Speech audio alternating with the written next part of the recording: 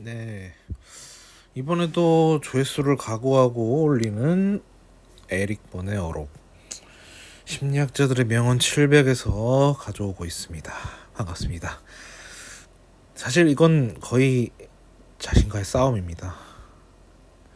이 쪼개놓은 어록들을 이제 제 블로그에다가 이제 올려놓은 거를 굳이 이제 유튜브에 업로드하는 건데요. 뭔가 어쨌든 제가 다시 책을 읽기로 한 마음가짐에서 정리했던 책이고 또 쪼개놓은 글들이니까 그래도 써먹고 싶기도 하고 흔적을 남긴다는 취지에도 좀 맞는지라 한번 올리고는 있는데요. 아무튼 반갑습니다. 그냥 조회수 1만 목표로 한번 해보겠습니다. 에릭 번의 이제 이제 주제는 이제 인간관계는 게임이다 라는 표현을 해서 여러 어록을 남겼는데요. 근데 여기서 그 에릭 번이 왜 게임이라고 표현했는지를 이해하지 않으면은 이 어록들을 설명하는데 의미가 없더라고요. 제가 왜 이걸 어록을 남겼을까요? 지금 제가 이걸 블로그에서 봤는데 영어로 원문을 올려놓고 그 밑에 소감 같은 걸 안 써놓고 그냥 넘겨버려서 좀 애매합니다. 일단 에릭 번이 이제 정의 내린 이 게임을 어떤 사람이 남몰래 위안이나 만족을 얻으려고 사회적 소란을 일으키는 것을 게임이라고 부른다고 하네요. 그러니까 일부러 약간 시비를 건다는 느낌? 근데 이제 교묘한 거죠. 이게 시비긴 시비인데 상대방을 좀 뭐 깎아내리려고 하거나 상대방을 좀 웃음거리로 만들려고 하거나 하는데 교묘하게 상대방을 속이는 거죠. 괜히 위해주는 척하면서 매기는 이런 심리 게임 일상에서 많이 일어나죠. 만약에 관계가 진짜 친밀한 관계는 아닌데 그런 류의 이제 심리적인 게임들 제 주변에는 없긴 해요. 이제는 그런 건 없는데 예전에 일하던 직장에서는 일종의 심리적 게임이 있었지 않는가. 제가 일단 예전 직장에서 일을 엄청 못했습니다. 그러면 이제 누군가가 위해주는 척 조롱을 할 수도 있고, 근데 뭐 대놓고 거의 그냥 건들기도 했죠.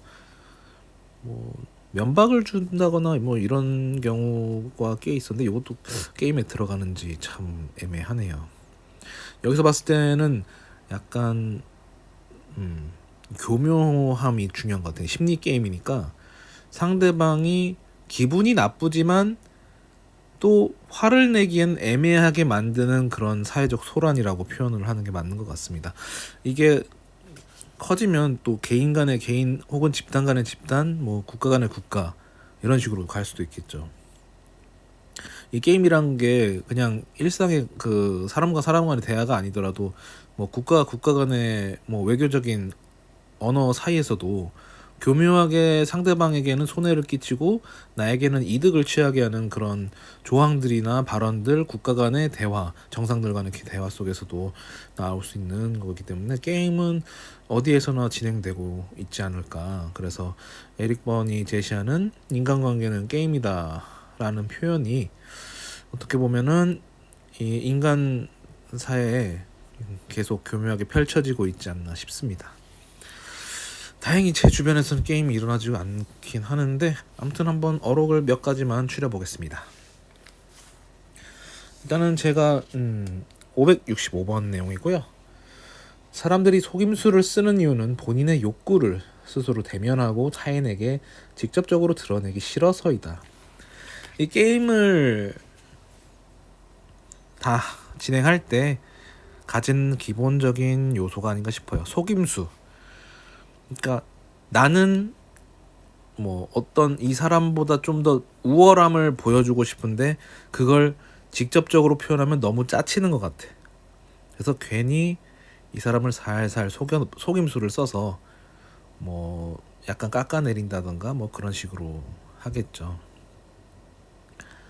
어떤 예시가 좀 떠올려야 좀 괜찮을 것 같은데 제가 뭔가 심리전을 구사한 적이 그렇게 많지가 않아서 뭐 만약에 학창 시절을 뭐 이를테면 상대방이 나보다 공부를 잘하는데 저 친구를 좀 깎아내리고 싶어 한다면 괜히 그 사람의 다른 부분을 뭐 지적하는 뭐 외모라든가 뭐 제가 그랬습니다. 만약에 지금 공부를 잘하는데 노력 없이 공부를 잘하는 친구가 있었어요. 그래서 괜히 그 친구가 이제 영어 지문을 독해를 할 때 약간 대가리를 흔드는 이런 버릇이 있어가지고 그걸 막 흉내낸다던가 그런 식으로 약간 심리 게임을 했던 것 같아요. 저도 이제 학생 때는 어떻게 보면 그 친구를 좀 깎아내리기 위해서 제가 일종의 속임수를 쓴 거죠. 나는 그 친구의 어떤 노력 없이 얻는 성적에 대한 열등감을 숨기면서 동시에 그 친구를 희화한 셈이죠. 그런 게 일종의 심리 게임이 아닌가 싶습니다. 그래서 그 친구는 최종적으로 그거에 대해서 불쾌감을 표현했고 저는 이제 그 친구의 어떤 감정을 상하게 함으로써 심리 게임에서 어떻게 보면은 이득을 얻는 셈이죠. 예.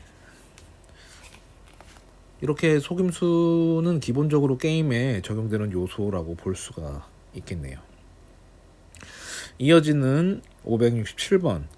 대부분의 사람들은 자신이 게임을 하고 있다는 사실조차 알지 못한 채 무의식적으로 게임을 한다.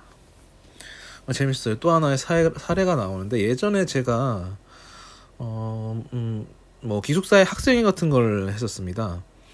거기서 조금 제가 친구를 회장으로 놓고 예전에 그 활동하던 친구들에 대해서 조금 이 친구들이 조금 정치적으로 움직인다 이런 식으로 좀 여기서도 약간 게임적인 발언을 했던 것 같습니다. 어쨌든 내가 생각하는 바를 회장한테 주입을 한 거죠. 그래서 그들 사이에 약간 트러블이 있게 됐고 그 과정에서 어쨌든 그 회장이랑 그 예전에 같이 예전부터 그 학생회 활동했던 친구들이 이제 모여서 있을 때 저도 그 자리에 있었지만 거기서도 이제 저는 이제 그 게임에서 완전히 패배를 한 경험이 있죠. 왜냐면 제가 무슨 말을 해도 아예 투명인간 취급을 하더라고요.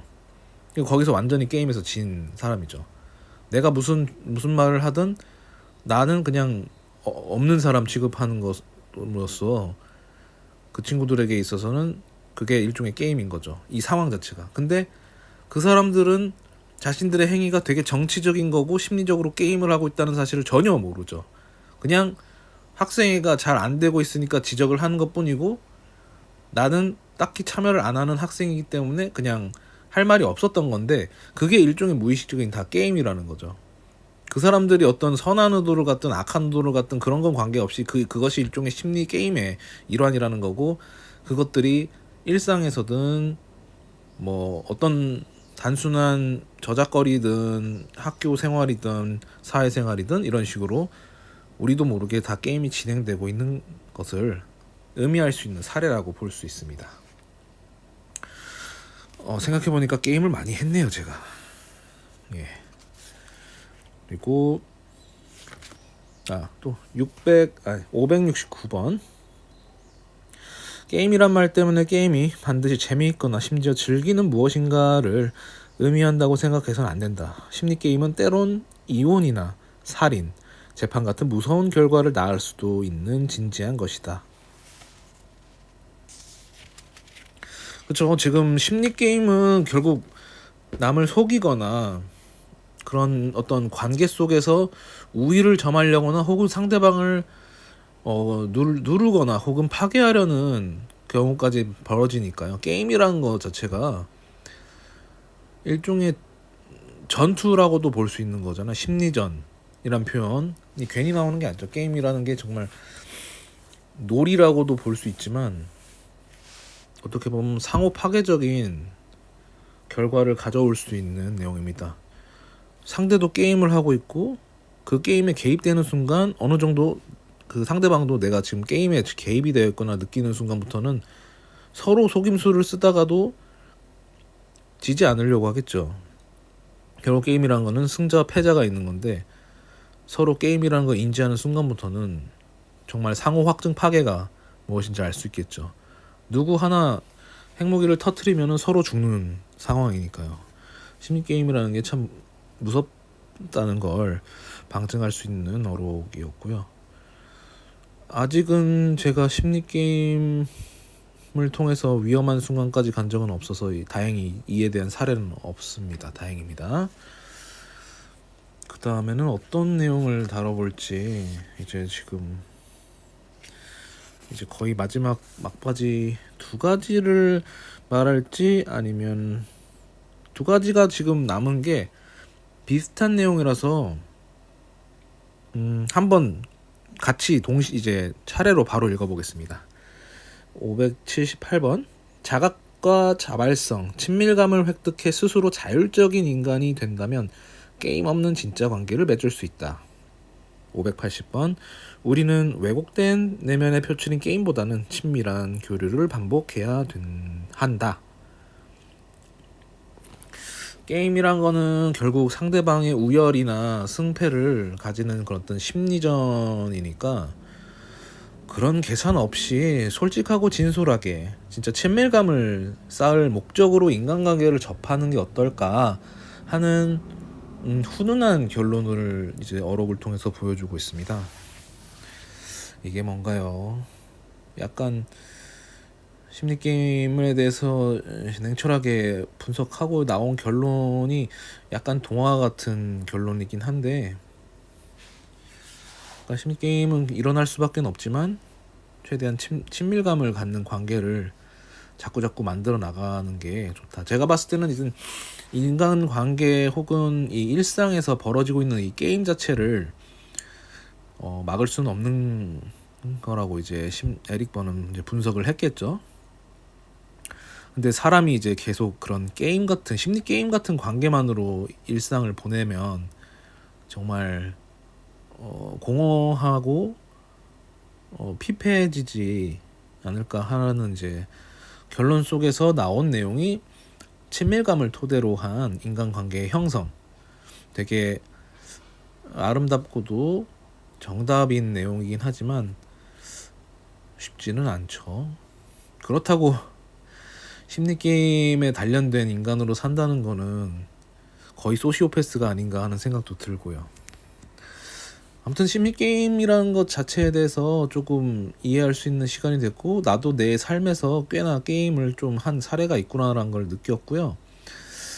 저는 앞으로는 뭐 게임을 할 생각은 당연히 거의 없고, 게임이 이루어지는 환경 속이 아니라서 좀 다행이긴 한데, 웬만하면은 게임은 피하고, 뭐 피하지 못한다면 최대한 능구렁이 같이 좀 대처하고, 차라리 좀 허허실실로 당하는 척, 내가 게임에 무의식적인 그 게임에 참여하지 못한 척, 안 한 척 이렇게 척척 해가지고 잘 피하고, 웬만하면 저에게 게임으로 다가오는 상대도 친밀감으로 이렇게 포섭할 수 있는 그런 사람이 될 수 있도록 노력해야겠습니다. 그게 에릭 번이 추구하는, 어떻게 보면 그 친밀감을 통해서 관계를 넓혀나가는 그런 해안을 제시한 것이 아닌가 싶습니다. 그렇게 이렇게 조회수를 각오한 에릭 번의 오록 마무리 한번 해보겠고요. 오늘 과연 얼마나 찍어낼지 모르겠지만 아무튼 잘 마무리해서 다음에도 또 하나 올려보도록 하겠습니다. 네, 감사합니다.